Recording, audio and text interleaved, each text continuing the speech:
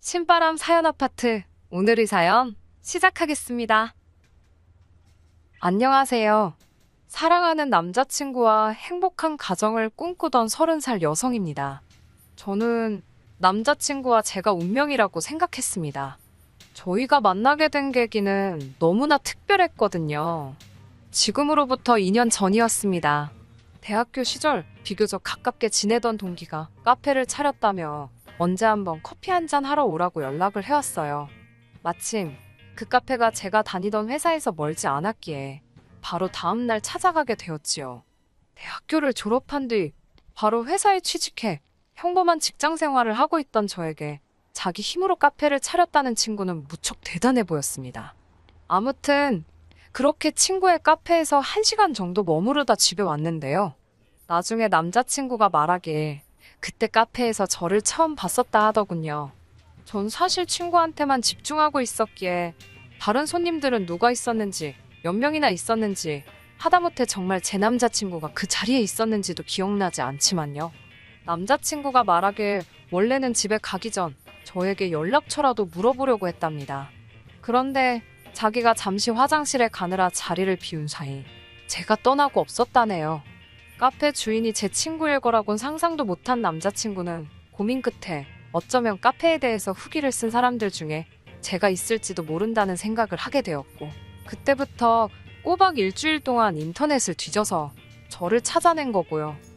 이후로 남자친구는 저에게 적극적으로 구애를 해왔습니다. 저도 그런 남자친구가 싫지 않았고, 그래서인지 저희의 관계는 급속도로 발전해 나갔지요. 그러다 사귄 지 1년쯤 됐을 무렵부터는 결혼에 대해서 진지하게 대화를 나누기 시작했습니다. 자연스럽게 양쪽 어른들께 인사도 드렸고요. 비록 상견례는 하지 않은 상황이었지만 남자친구 부모님도 저를 좋아하셨고 저희 부모님도 남자친구에 대해 호감을 가지고 계셨기에 상견례 자체는 솔직히 걱정을 하지 않았어요. 저도 남자친구도 이 결혼은 당연하다는 자신감이 있었달까요? 그래서 결혼한다는 전제하에 하나씩 준비를 해나가기 시작했지요. 하지만 장밋빛 미래를 꿈꾸며 행복을 그려나가던 결혼 준비도 잠시뿐이었고 저는 결국 파혼을 선택할 수밖에 없었습니다. 일단 제가 파혼하게 된 이유를 말씀드리기 위해서는 속물 같지만 정확히 저와 남자친구가 어떤 상황에 있었는지 조건은 어땠는지와 같은 것들을 이야기해야겠네요. 성격이나 외모야 정답이랄 게 없고 객관적이지도 못하니 말하지 않겠습니다. 소위 자식들 시집장가 보낼 때 부모님들께서 중요시하는 조건들만 놓고 이야기해 볼게요. 일단 저나 남자친구 둘 다 비슷한 수준의 대학을 졸업했습니다. 졸업 직후 저는 바로 외국계 광고회사에 취업을 했고요. 반면에 남자친구는 2년간의 수험생활 끝에 7급 공무원이 되었다고 들었습니다. 이렇게 표현하면 좀 그렇지만 남자친구의 직장은 소위 철밥통이지요. 남자친구 표현을 빌리자면 진짜 큰 사고를 치지 않는 한 먹고 사는 걱정은 안 해도 된다며 그래서인지 항상 자기 직업에 대해 자신만만했고 자부심이 넘쳤습니다. 월급이 적은 것에 대한 불만은 전혀 없는 사람이었고요. 자기 말로는 얻는 게 있으면 잃는 것도 있는 게 당연하다나요? 남자친구에 비하면 제 직장은 안정적이진 않습니다. 정확히 말씀드리자면 직장이 아니라 업계라고 해야겠네요. 이 업계가 워낙에 유행에 민감하고 또 업무량이 많다 보니까 자의반 타의반으로 떨어져 나가는 사람들이 많거든요. 하지만 일단 능력을 인정받으면 돈은 저절로 따라오는 곳이기도 해요. 운이 좋으면 유명세도 얻을 수 있고요. 아무튼 저는 업계 내에서도 제법 큰 회사에 다니고 있었고 그렇다 보니 동종업계 내에서도 연봉이 높은 편이었어요. 그렇다 보니 제 벌이가 남자친구의 2배쯤은 되더라고요. 하지만 이것도 남자친구는 저더러 주식으로 치면 단타에 불과하다며 농담처럼 깎아내리기 일쑤였어요. 정말이지 왜 그때는 그렇게 형편없는 사람인 걸 눈치채지 못했을까요?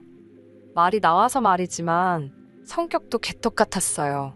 앞서 남자친구와 제 성격이 다르다고 말씀드렸잖아요. 헤어진 마당에 제가 남자친구 성격을 굳이 포장할 필요는 없을 것 같고 솔직히 남자친구는 별거 아닌 사소한 일에 대해 걱정을 크게 하는 성격이었습니다. 스트레스 받는 것에 정말 민감했고요. 공무원 시험을 준비하게 된 것도 그래서라고 했습니다. 비록 수험 생활 기간 동안에는 머리를 다 쥐어뜯고 싶을 만큼 괴로웠지만 앞으로 자기는 먹고 사는 걱정, 걱정은 안 해도 된다며 정말이지? 걱정이 하나도 없다고 너무 만족스럽다 했습니다. 지금이라면 질색팔색을 했을 남자친구의 성격이지만 그때는 정말 사랑에 콩깍지가 씌어도 단단히 씌었었나 봅니다. 남자친구의 저런 패기도 없고 도전하고 부딪히는 거 상상도 못하고 뭐든지 이 정도면 됐지 하고 넘어가는 그 안일한 성격을 멍청하게도 소탈하다고 생각했다니까요. 하지만 감사하게도 어머님 덕분에 그런 사랑의 콩깍지를 하루아침에 벗어던질 수 있었습니다. 남자친구의 생일을 앞둔 어느 날이었습니다. 남자친구가 다가오는 자기 생일날 어머님 아버님을 모시고 식사라도 하면 어떻겠냐고 묻더라고요. 사실 분위기 좋은 곳에서 로맨틱한 시간을 보내고 싶었던 터라 남자친구의 제안에 약간 김이 새더라고요. 하지만 생일의 주인공인 남자친구가 원한다니 따라주자 싶었습니다. 어려운 일도 아니었으니까요. 비록 남자친구의 생일이긴 했지만 어머님 아버님의 입맛을 고려해 한정식집으로 장소를 골랐습니다. 다행스럽게도 음식도 맛있었고 전반적으로 분위기가 좋았어요. 어머님께서 남자친구 자랑을 늘어놓기 전까지는 말이지요. 식사 후 이동한 찻집에서 어머님이 본격적으로 그러니까 남자친구에 관한 이야기를 시작하셨습니다. 당신 아들이 태어나서부터 인물 좋다는 소리를 어찌나 들었는지, 학창시절에는 얼마나 순했는지, 이제는 7급 공무원까지 되지 않았냐며 저더러 너는 참 복도 많답니다.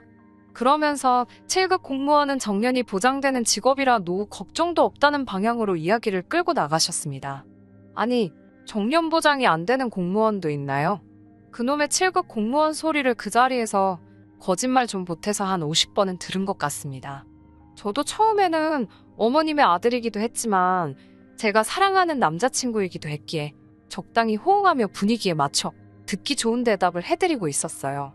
하지만 아들 자랑만 적당히 하셨으면 좋았을 텐데 조금씩 저하고 비교를 하시면서 저를 깎아내리시니까 저도 짜증이 스멀스멀 올라오더라고요. 저더러 너는 팔자도 좋다며 그깟 회사 잘려도 그만, 때려쳐도 그만이지 않냐입니다. 모르긴 몰라도 7급 공무원한테 시집가는 저를 부러워하는 친구들이 한둘은 아닐 거라나요. 솔직히 나중에는 얼마나 듣기가 싫던지 저도 배울 만큼 배웠다고 아드님 연봉이 제 연봉의 반밖에 안 된다는 마음의 소리가 입 밖으로 튀어나갈 판이었어요. 그럼에도 불구하고 예비 시어머니셨기에 간신히 눌러 참았네요. 그리고 제 불편한 표정을 읽었는지 남자친구가 중간에서 어떻게든 중재를 해보려고 안간힘을 쓰더라고요. 어머님께서는 그런 눈치를 채신 건지 못 채신 건지 당신이 하고 싶은 말을 계속해서 이어나가셨습니다. 그동안 저랑 사귀고 있었으니까 당신이 아들한테 말은 안 했지만 쟁쟁한 선자리도 많이 들어왔다면서요. 그러자 남자친구가 어머님께 적당히 좀 하라고 무안을 주더군요. 어머님께서는 아니, 솔직한 말로 내 아들이 잘나서 잘났다고 말하는데 그게 뭐 큰 잘못이냐며 저더러 안 그러냐고 물어오셨습니다. 거기다 대고 저도 저희 부모님한텐 잘난 자식이에요 라고 한마디 쏘아붙이고 싶었지만 이때도 한 번 더 참았습니다. 왜 참을 인자 3번이면 살인도 면한다잖아요. 그때 남자친구가 저를 가리키면서 어머님께 얘도 잘난 애라고 얘 앞으로 된 아파트도 있다며 쓸데없는 소리를 하더라고요. 아차 싶었지요. 제 앞으로 아파트가 있는 건 사실입니다. 대학교 졸업하고 직장 생활을 한 지 2년쯤 됐을 때였어요. 할머니께서 돌아가시면서 제 앞으로 1억 남짓한 돈을 남겨주셨더라고요. 생전에도 첫 손주라고 저에게 애정을 많이 주시던 할머니셨어요. 아무튼 할머니가 남겨주신 돈을 소중히 쓰고 싶다는 생각에 반년 동안 이런 한 푼 건들지 않고 통장에 고이 넣어두기만 했습니다. 그러다 어머니께서 그러지 말고 재테크를 해보라며 조언을 해주셨고 고민 끝에 아파트를 사는 쪽으로 결정을 내렸네요. 당연히 1억으로 살 수 있는 아파트는 없었기에 대출을 받아야만 했습니다. 아무리 아파트를 사기 위한 대출이었지만 젊은 나이에 대출을 받는다는 게 심리적으로 조금 부담스럽고 겁이 나더라고요. 저는 그렇게 나이 27에 비록 18평의 작은 규모였지만 제 이름으로 된 아파트를 갖게 되었지요. 게다가 제가 산 아파트가 재개발 구역에 포함이 될 거라는 소문까지 돌면서 지금은 가격이 크게 오른 상황입니다. 여전히 제가 갚아야 하는 대출이 1억 정도 있지만 처음 제가 투자한 돈과 현재 시세를 고려한다면 절대로 손해는 아니지요. 물론 남자친구는 단순히 제가 아파트 한 채를 가지고 있다 정도로만 알고 있지 이런 세세한 내용은 모릅니다. 숨겨진 내용과 상관없이 어쨌든 이게 재산하고 관련된 이야기다 보니 아무리 사랑하는 남자친구라 할지라도 시시콜콜 내용을 알리기가 조금은 껄끄럽더라고요. 실제로 제 지인 중 한 명이 이런 이야기를 듣더니 지금 돈 자랑하는 거냐 기분 나쁜 티를 엄청나게 냈거든요. 그 지인은 저보다 더 큰 집을 가지고 있었는데 말이지요. 그래서 이후로는 남자친구건 누구건 간에 아파트에 관해서는 최대한 말을 아끼는 편입니다. 아무튼 제가 아파트가 있다는 이야기를 들으신 어머님께서는 깜짝 놀라신 눈치였습니다. 그리고는 곧 저더러 넌 왜 그런 중요한 이야기를 안 했냐며 연신 어머머를 외치셨지요. 요란한 감탄사의 뒤이어 뭐가 그렇게 궁금하신지 질문 공세가 시작되었습니다. 언제 산 건지, 명의는 누구 건지. 그러더니 어머님께서 하시는 말씀이 결혼하면 알겠지만 부부 사이에는 원래 내 거, 네 거가 따로 없답니다. 그러면서 명의를 공동명의로 바꾸는 편이 좋겠다고 하시더군요. 어머님의 말씀에 황당하고 어이가 없어서 제가 어머님께 그럼 남자친구는 결혼할 때 무엇을 해올 거냐고 물었습니다. 저도 제가 왜 그런 질문을 했는지 어떻게 그런 생각을 했는지 모르겠어요. 저도 모르게 갑자기 입에서 그런 말이 튀어나갔거든요. 어머님께선 한껏 당황하신 표정으로 그게 무슨 소리냐고 되물으셨고 제가 그랬지요. 제 아파트가 지금 6억 가까이 되는데 갑자기 공동명의를 이야기하시니까 그러면 남자친구가 3억 정도는 해와야 되는 거 아니냐고요. 그러자 어머님께선 그놈의 7급 공무원 소리를 또 꺼내셨습니다. 당신 아들이 평생 돈을 벌어올 텐데 저더러 계산을 해보랍니다. 그게 3억만 되겠냐고요. 아니 이게 지금 수학의 문제가 아니잖아요. 그리고 설령 수학 문제라고 해도 틀린 답 아닙니까? 남자친구가 돈 벌어오는 동안 누가 저는 논다고 하던가요? 남자친구가 2달을 벌어와야 제가 한 달을 버는 것과 비슷합니다. 그런데 무슨 7급 공무원이고 나발이고. 그래도 어른하고 대화를 하는데 제 생각대로 너무 솔직하게 말하면 안 되겠다 싶더라고요. 저는 최대한 정중한 자세로 예의를 갖춰서 어머님께 말씀드렸습니다. 저는 앞으로도 제 능력이 닿는 한 계속해서 일을 할 거라고요.